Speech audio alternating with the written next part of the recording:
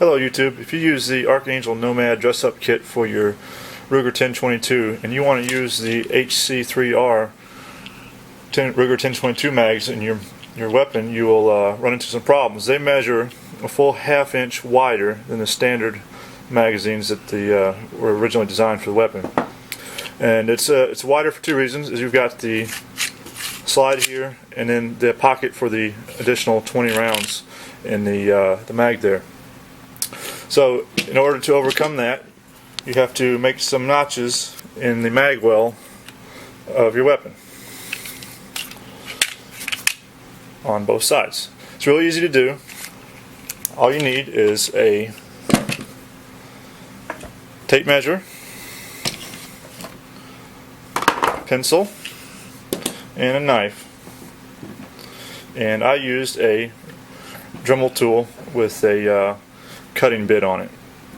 And more or less the purpose of this video is to show you guys the dimensions of where to make your notches and how far along and how deep to make them, so you don't have to risk messing up your mag well.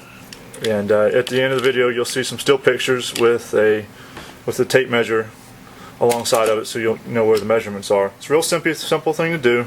It just took me some trial and error to make the adjustments and make this notch for the mags. And it's not a big deal. You know, the stock mags fit in there just fine. It doesn't affect the security of it due to it being actually secured by the receiver. And if you wanted to use the double stack ones like the Butler Creeks or some of the others, and you want to double stack them, you would have to make this modification as well for those to function properly.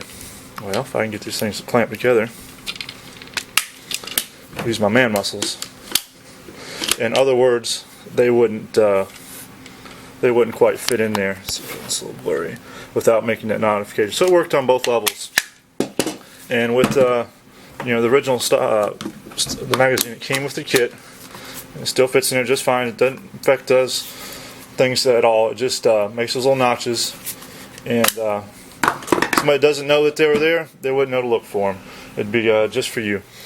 So I'll just put those still pictures at the end of the video, let you look at them at your convenience to pull those measurements off where to cut.